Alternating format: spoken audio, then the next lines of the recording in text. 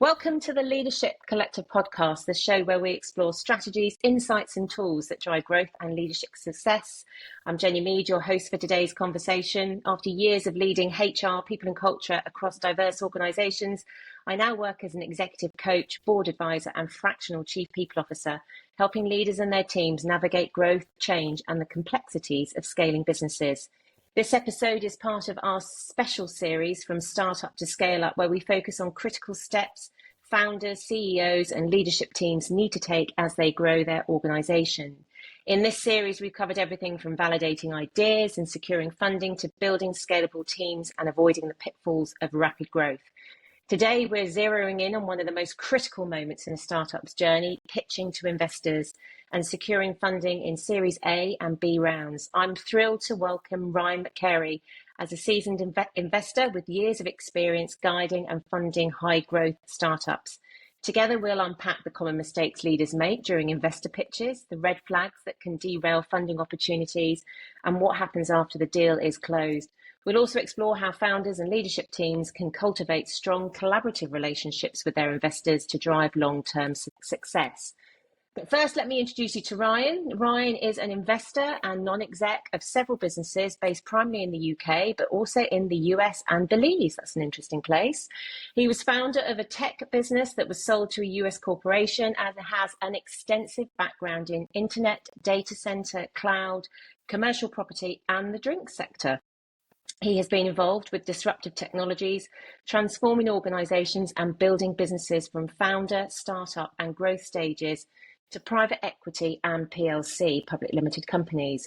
Recent exits include selling IT services group Concepta Capital to Ironmark PLC and selling of a non-alcoholic brewery, Mashgang, to US private equity investors Invus. So welcome, Ryan. It's great to have you here. Thank you very much for joining us today. Thank you, Jenny. Thank you for the kind introduction. Well, we're excited to have you because throughout our series, we've had lots of conversations around how founders and founder CEOs can and CFOs can gear up to that important part of their process of speaking to investors and really getting them to buy into what they're trying to do. So it's great to have you here. And I'm going to start with our very first question, which I'm sure is on the minds of everybody listening to this, is what are the biggest mistakes from your perspective that founders make during their pitch that immediately turn investors off? Sure. Okay. I think that probably the first one would be not being honest. So make sure that you're being authentic. I think that's probably the best advice I can give you.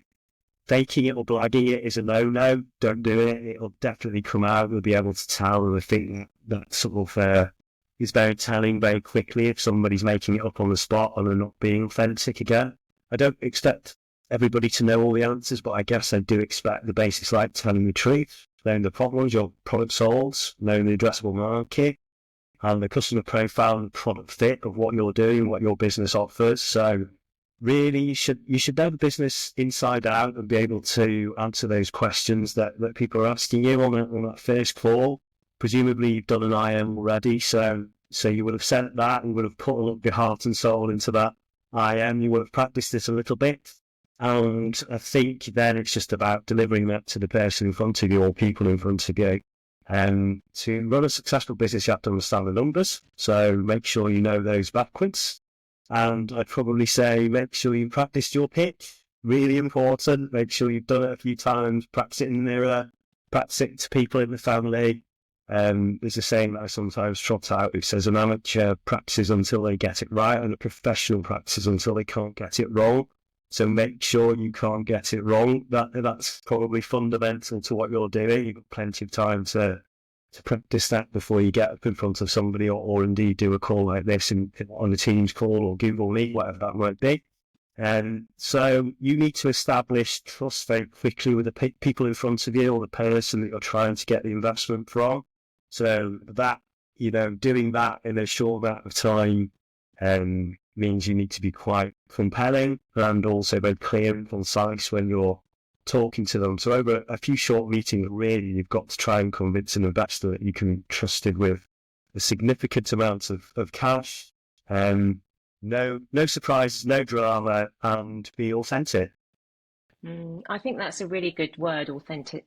And authenticity is something that comes up a lot when certainly Uh, I'm uh, coaching leaders as well. Earlier on in a series, we talked about using our peers and our network to actually help us when we're building our business. And I think you've raised a really good point to actually practice and use that network, whether it be family or your professional network. I think that's a really good takeaway. You've started talking about some of the qualities and traits with being authentic and establishing that trust at an early stage. So, following on from that and kind of taking that theme, what are the qualities that you are looking for or traits in founders, not just in founders, but their teams as well, when you're deciding to invest? Yeah, it's a good question that because everybody's going to be looking for something different. So I can only speak personally what I'm looking for. Obviously, there's going to be different criteria different investors are looking for. I guess the standard stuff like passion, knowledge. You want somebody driven. They have to be excited about what they're doing. You're going to be an expert at what you do in your business and your industry because you wouldn't be doing this if you weren't. So that's very important. I think what's really important to me is kindness. I think that is quite a big thing for me. Great leaders, in my opinion, are kind. They nurture, they develop, they grow the people around them. They have to get the best out of the people around them, and that kind of can be summed up in kindness, I think, as well. They care about what they're doing in their teams. So that for me is quite a key word and something to remember. When you go into these pitches, don't be scared. People are looking for some of these things. So be kind, demonstrate that it's not a weakness, it's a strength. I think that's definitely one thing. Um, with these things, what's really important is that an investor has to like you, and you have to like them. So you need to kind of establish that, like I said previously, very quickly or early on. So relax, be comfortable, and authentic will help you do that. Being sincere is obviously kind of key to both of those things. You've got to learn to you've got to live with these people for the next few years. So make sure that you're going into this relationship from the off, the right way and the right foot. You're going to spend years working with them quite closely. So make sure you get on and you like them. You really want to try and be friends at the end of it. That's what I aim to do with all of my investment. It's important that we become and we stay friends. Good people work with good people, so you might work with them again. That's pretty common. That's certainly true of what I've done with people I've worked with. I've invested in some of them later on in life. So make sure you leave those relationships in a good way as well. You're going to get some difficult times together. So you're going to be definitely stress tested, some serious challenges together. So make sure that you're going into that relationship with somebody you can trust. It's going to be a high pressure environment that both of you are potentially working together in. And you need to be able to cope calmly with that, and vice versa. Choose somebody you think will be calm and collected and give you the advice you want and that you want to be around. I remember the first meeting I had with Mashka, and we just kind of laughed and giggled the whole way through it. It was really relaxed. Didn't really talk that much about the business. It was more understanding them understanding me, being comfortable, and we talked, about lots of random stuff. So it's not always kind of a numbers driven conversation. I think sometimes it can be quite relaxed and open, and you need to enjoy it. Be relaxed, be authentic, be sincere, and test those first early relationship. Mm. I think you've raised a really good point because something like kindness is a value that somebody might have, and actually, what you're saying is I think what you're saying, and you can disagree if I've got this wrong, but what you're saying is actually really understand what your values are as a founder, and then are you then looking for the same values in the investor? And I think if you marry those up, you'll end up with a better starting point from a relationship perspective to then actually do the business side of it. Absolutely. Yeah, I totally agree with that, Jay. I think it's a really good thought. You probably said it much better than I did. But, it is that. It is matching up with the right person. And you might need to go through sort of 10 or 12 conversations to find that out. I think that, it's not going to be the first meeting you have. I guess that's an opportunity to practice your pitch as well when you go through those. So assume it won't be, the first meeting you have will be the investor that you want. Yeah, I think that's good. And actually, that's a good point to make. The Yeah. first meeting you have may not be where you end up in terms of who you're going to be then working with. And I don't think a lot of, maybe it might be something for us to think about in this series, but actually, how can we support founders actually think about their brand from a values-based perspective so that they're incorporating that into the investment process, which actually leads me on to my next question around the investment process. So, there's some really good nuggets so far already that you're getting our listeners to think about. But taking the whole investment process now, how would you say that founders can best prepare to go through that process? Another good question. Yeah, I think an investment process is hard. Don't underestimate it. You are going to have a lot of work to do on top of an already probably very busy schedule. So I sometimes say the investment process is designed to break you. That's almost how you should approach it. There's a lot to work through. If you imagine, just ticking off through some of the things that you're going to have to do before you actually sign a bit of paper to get money paid into the bank, you're going to need to put a pitch deck or IM together. That's probably the first place to start. Then you're potentially going to do dozens of pitches and presentations to various different people. Some of them scary, some of them not scary. You're going to negotiate some of those values with investors along the way. You might have one that you want more than the others, or there might be one that's a better deal for you. So that's going to need some consideration, and it'll need time to do that. And then when you have actually chosen somebody and you have agreed a deal, then you've got to get through the legals and the DD that follow that kind of initial agreement. So you're going to agree a share purchase agreement, the SPA. That's probably the fundamental document, one of them, or an investment agreement, depending on who's investing in your business. There'll be one of the two, probably. You'll also need then to add them to your shareholders agreement or agree a new one. And then you're going to need to do things like director service agreements, how the dividends are going to be spent if there are any ever paid out in the next 3 years. You're going to need to do things like non-exec director letters, NED letters, which you may want your NED to get involved in the business. It's obviously quite an important part for me because I'm quite hands-on when I make an investment. So there's quite a lot there that you'll need to negotiate and get through, all of which takes a bit of time, and potentially you'll need help with others to put that together. So all of those things add up to quite a lot of negotiation, a bit of stress, a bit of time. So you're going to need to make sure you're in the right headspace to do it, which isn't easy for me to say when, I can say that quite easily, but it's difficult when you're running a demanding business in the background, or that's certainly front and centre. So I would say for starters, make sure you have a really good business case and investment deck. That is fundamental to everything we're doing. You're going to put numbers in there, so it is difficult to predict growth and numbers too little, and you risk losing an investor as the return isn't compelling enough. But too much, and you look like you're overcooking it and a bit of a dreamer. So like Goldilocks, you need to make sure you get it just right. But ultimately, I invest in people, and getting was really important. So a lot of that stuff, the negotiation piece, all the legal stuff, will probably work through in the background without too much drama. I think that's probably some of the best advice I can give is just give it a bit of time. And rarely does anything go to plan in these things. We all know that as in life. So important things are adaptability and change, big important things to remember, and be unexpected. That's good advice. Expect the unexpected, and you kind of learn that over time, don't you, with experience, that sort of thing.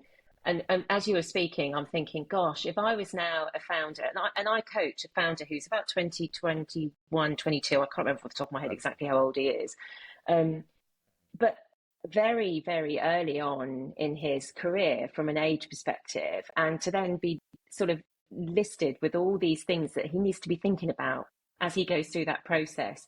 My thought then goes to, who should he be surrounding himself with? So how can founders actually ensure a really successful outcome to that process that you've just described? Both from a process for the investment, but also bringing in the right investor for them. When they've never been through anything like that before, they may not be surrounded by people who've had that experience. So in their own network. So who should they be looking for, and what should they be doing? My advice here would be get a good team of people around you, specialists and advisors. So this will need a bit of work done before the process. Build and cultivate this over a year or two leading up to the investment that you want. You probably need to get out, have lots of conversations with people, and go to lots of events, ask for recommendations for people you know. I think probably primary thing, the first thing you want to do is make sure you've got some really good lawyers. They will earn their money, definitely. Finding a good one is key. They're gold. They will help you. They will save you a lot of money in the future, and it will make the process of getting that investment a lot easier, because the legal process will be concise, quick, and simple to do. So getting a good lawyer to translate that is vital, I would say, probably number one. Hopefully you've got an accountant, or you've got somebody that can help you with the finances and putting some of that together. So make sure you've got a strong accountant on your side in your team. And, if you are looking for some of the bigger investments, then I would definitely suggest talking to corporate advisors. So speak to some corporate finance advisors. They're really good. There's some good ones out there. You don't necessarily need to go to the big four. There's lots of regional ones, lots of national ones that you will be able to afford. So speak to some of them and meet them and discuss your business with them. Lastly, probably a tax advisor or tax specialist. Increasingly, a lot of the things that we do these days are, tax related. So that seems to be taking up a lot of my time more and more over the years. So it's good having one of those on your corner as well. Ultimately, what I'm saying is build great ecosystems. That is key to what you are putting together for this investment process. Lastly, I would say the people that you want to talk to, they're looking for you. So you are their future customer, and if you're successful, they get work. So they will want to talk to you. Don't be scared. Go and meet them. A couple of good points there as well. And just to mention that one of the series in our podcast is I speak to a CFO, particularly around actually what they would be expecting to see through this process as well. So if that point around a good accountant, somebody knows what they're talking about, then for our listeners to just refer back to that. And actually, you make a good point about the good lawyers get a good lawyer. And I can only look at it from a commercial and employment law perspective. But what I look for in a good lawyer is somebody that I feel like, again, I've got the relationship with, I can be absolutely open with in terms of, and not be able to ask questions that may come across as silly questions. But for that lawyer to actually take the advice that they're giving in and deliver it to you in a very pragmatic way is really important, so they can break it down and actually say, do you know what, this is the risk here, but practically speaking, then give you some ideas of what to do. Because often or not, you might have a lawyer that just gives you a very long-winded written and then actually can't help you kind of decipher it. So there's some getting a good lawyer is some really good advice.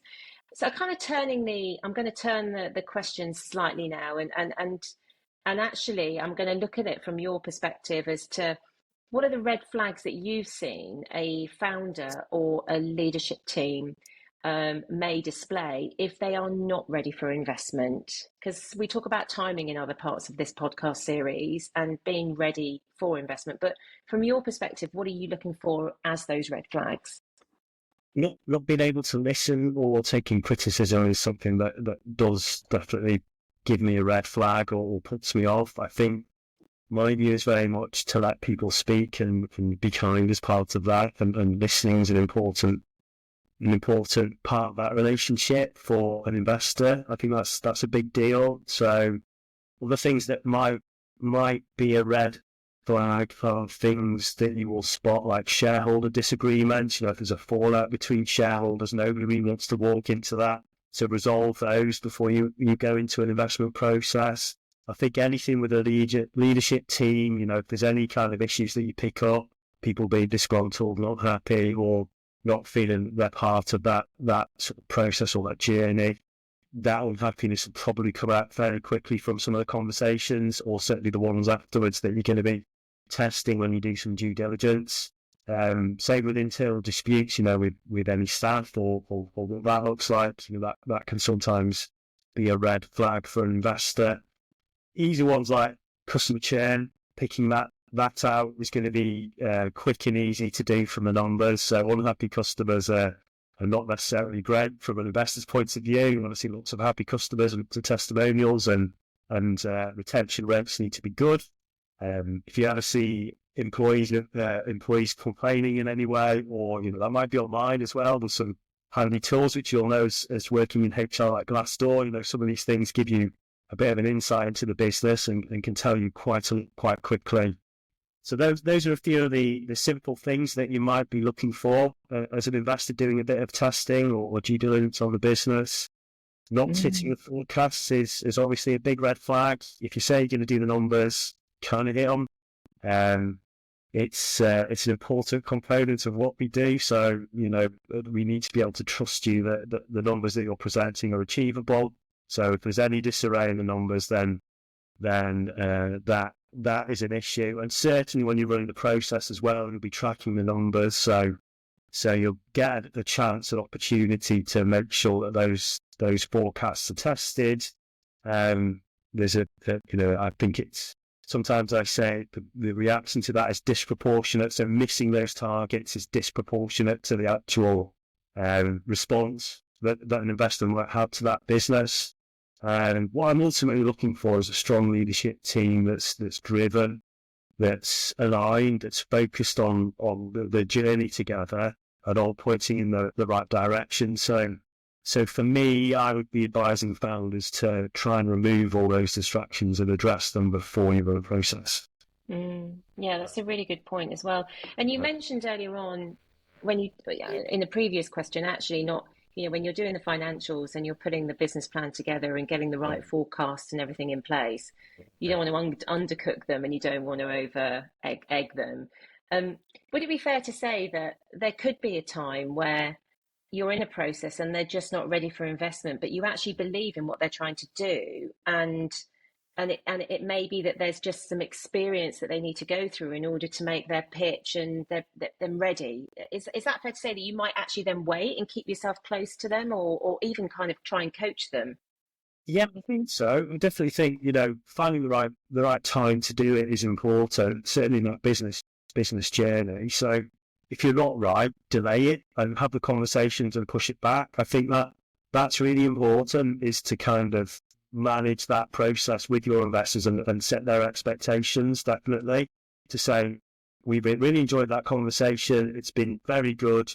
You're potentially a really good match for me and my business, but now's not the right time. That is almost better than doing it too soon and getting it wrong. I would say delaying it is much better for everybody, because what will happen is the process will collapse, and then you've got this untangling this complicated mess of stuff, and potentially you've burnt a great relationship or a great investor that might have been really good for you in 6 to 12 months' time. So don't be afraid if you can. Obviously businesses need that money, but if you can do that, I'd suggest it's a good thing to do.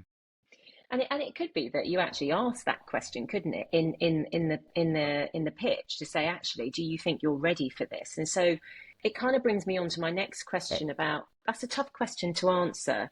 And so from your perspective, how do you recommend that those in the pitch, so founders and anyone else that may be with them supporting that pitch, how do they handle tough questions about risks or challenges to their business model without undermining their own confidence in their ability, and, to your point earlier on, keeping that relationship open for potential opportunity?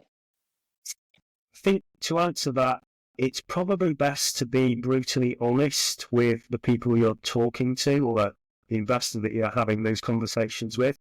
Certainly don't sugarcoat any challenges or problems, and be quite direct in the way that you engage with them and talk with them. So be quick to share if there are any issues. If you have any bad news, go into it in detail. That's something you should probably just shine a light on it and don't shy away from it. So things like the numbers are poor, explain why. Why did sales struggle? Provide the reason. Some of those things are quite simple to do and can be worked through easily if you're honest and open about it. So this is a chance for you to show you're the expert, and a chance to show, use it, take it. Um, keep it simple. That's probably the easiest thing to advise here, and picture clarity, and try and remove jargon wherever you can. So it's easy to digest and understand. That's really helpful. And before we move on, I do want to spend some time shortly looking after what that post-investment collaboration looks like. But I've got one more question for you in this part of the podcast and that is, have you seen or are there any unconventional approaches to pitching that you've actually seen work well, or on the flip side, completely fail, like spectacular failure? I've seen quite a range of pictures. Obviously, I must have received hundreds of IM decks and slides. So I have seen a real broad portfolio of work over the years. But the ones that really stand out for me are obviously going to be something that is different, that's going to be bold and brave. So if you can do that, that is what you should be doing with your slide deck and the way that you present yourself. You do need to stand out because it's so noisy, and there are so many people that are wanting to get investment. So private equity firms are inundated with IMs every day. They get hundreds and hundreds every week. So yours will need to be something different. Easy for me to say again, difficult to do, but you're going to have to work that out. If you can find a different path, there are various ways that you can talk to investors, rather than just submitting them through some of the websites that you might find. So things like speaking to your lawyers, who are very good at making introductions to their customers, their clients, their investors, and their clients that they work with. That is one way to potentially get an introduction. Your accountants, perhaps you do go back to those corporate advisors and speak to them, your network of people, your friends, your family, everybody you know in business. So there's lots of different ways to get to the people that you want to talk to. Everyone is approachable, so you can talk to these people. It is easy to do. You just have to find a way or make one. I think there are numerous ways to do that you will probably navigate as you're putting this process together. If you build something compelling and investment worthy, the rest will take care of itself. You will find people want to come and talk to you. If you have a real good, clear idea of what you want to achieve, where your business is going, and how you are conducting yourself, I think people will find you also. Be bold and be brave. And I think you mentioned earlier on is to get out there and in an earlier question, get out there and get to events and go on. And actually, it reminds me of somebody that I know who has started her own business. And actually, she met one of her investors, sat next to somebody at a university event, and they're in. It was just like the universe kind of made it happen for her. So that's really good advice. Okay, I'm gonna flip now. So everything's all gone well. The investment has happened. You've kind of gone through the processes that needed to go through. Once a company secures that funding, what do you think are the most common mistakes that leaders make afterwards and when first working with their investors? I think not spending all the money on day one is a really good thing not to do. Try to avoid that if you can.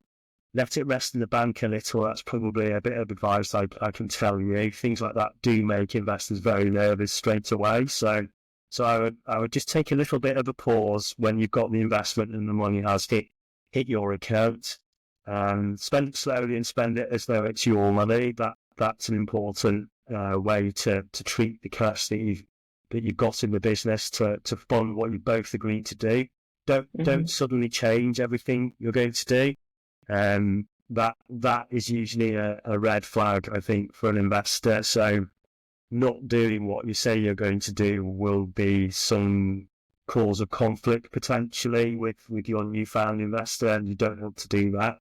I think it comes down to doing what you say you were going to do.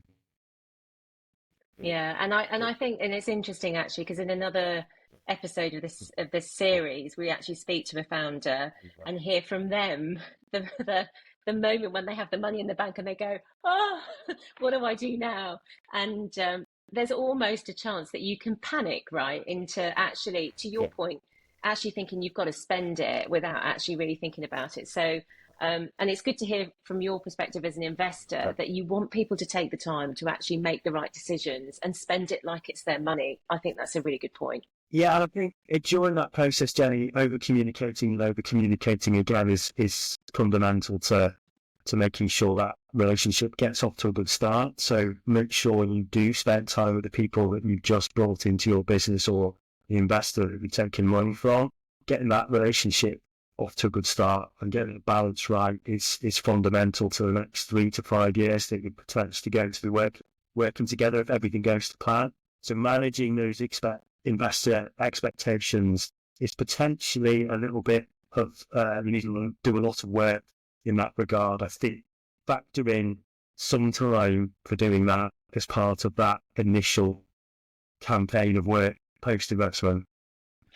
And that important point around investor expectations and things. So I now am going to flip that slightly onto what advice would you give a founder who is struggling to decide between multiple investors who may have differing visions for the business? Yeah, I really like this question. I think it's a good one because you have got a choice. Thankfully, that you can get to a point where you do have a few people that want to invest in your business, and you've got the luxury of choosing who you want to work with. So I think there's probably a few questions I can ask to say, what in this scenario, this might help you decide. So who would you feel comfortable phoning at 1 a.m. if something went wrong, you had a problem, we need to talk about it? That's quite a good question potentially to ask yourself when you're deciding. Who would you be happy spending a 12-hour flight sat next to? So, you're going to spend quite a lot of time with this person. It's going to be a number of years that we're working together. You've got to get on. So that might be one sort of qualifying question that I would ask. You're going to have a cauldron of challenges together.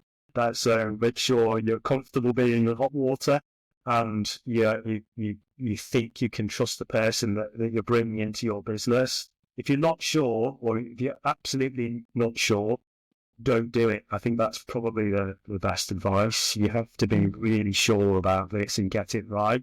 It's difficult to undo it once you've done it. So all those things that I talked about, you're going to need to do this volume of work, spend a bit of money on it. You need to make sure you're getting it right from the start. So how do they respond when things go wrong? How do they deal with adversity? Would you call them first when you had a problem? I think those are some of the questions you should be asking yourself. People are very different to what works for you. Personally, I think I work best when everything's on fire, and that's kind of when I do my best work, but that's not necessarily what other people are like, and it might not work for them. So everybody's different. Work out what's right for you. Yeah, that's really good advice. And my last question, so we've kind of really you've given us some really good nuggets in this, and we've kind of looked at it from how can we help the founder get through this investor process and into a nice sort of cadence and rhythm working with their investor going forward. I want to now ask you from your perspective, as an investor, what do you wish that founders knew about actually the pressure that goes onto you as an investor in the decision-making process to invest in a business? What's going through your mind? There's not that much pressure on investors, really. It's not that difficult. I think one of the things I would suggest, certainly not compared to a founder anyway, one of the things I would say is be patient with the people you're talking to or the investor that you're trying to encourage into your business. It's not always a quick decision, so that sometimes takes a while to understand the business and get a feel for it and come round to it. There's probably a bit of due diligence that he may need to do on your business. Think about it, and kind of come to a decision that means you are going to put significant amounts of money into this person, because that's ultimately what you are doing. There's different considerations for private equity versus an angel investor like someone like me. So private equity will have a huge amount of of hurdles and hoops to jump through. Like investment committees that do business cases, that have to present it. They may only meet once a month, perhaps. So timings might be delayed or staggered if you're hitting that process, and they'll need multiple rounds of sign off before they actually part with any money. Angel investors may be a little bit simpler, but they're still going to want to do some of those processes that they know private equity do. So some of those processes can be quite lengthy. It takes a bit of time. Potentially, we're going to need to speak to specialists in that sector and get some advice and consider it. And that takes a bit of time to get through. Occasionally, money can be tied up in different areas. So sometimes unraveling that, bringing it back, cashing in, getting it in the bank before they invest is a little bit of a delay there as well. So those are some of the things that I would probably suggest we think about, that we will need to consider as an investor. But the benefits for both are great. You know, angel investors are often founders who have been there, done that before, and we can offer some good advice and help you get where you need to get. Ultimately, we're investing for success. We expect a return. What that is kind of, individual to every investor, but it's not just financial value that you're getting when you bring somebody into the business. And you can certainly hear that in the way you describe certainly your experience as an investor. You can hear that advisory stuff is again something that founders should absolutely consider and listen to. And feedback is a gift, right? And actually, the more feedback that a founder and the leadership team can get, the more they're likely to succeed. And I think it's nice for you to hear that and to reaffirm that actually you want them to succeed, because actually that's going to make it a good investment. So, well, thank you, Ryan, for joining us. That does wrap up today's conversation. A huge thank you to you, Ryan, for sharing such valuable insights on preparing for investor pitches, avoiding those common pitfalls, and building strong relationships with investors after securing funding. I think that's a really important point that you've made today. If you found this discussion helpful and want to continue growing as a leader, I encourage you to check out the Leadership Collective. They're dedicated to empowering leaders to thrive in today's ever-changing business landscape. You can learn more about their work and how to get involved by visiting theleadershipcollective.global. Thank you for tuning in to the Leadership Collective podcast. I'm Jenny Mead, and we'll see you next time. Until then, keep challenging yourself, driving impact, and leading with purpose. Thanks very much.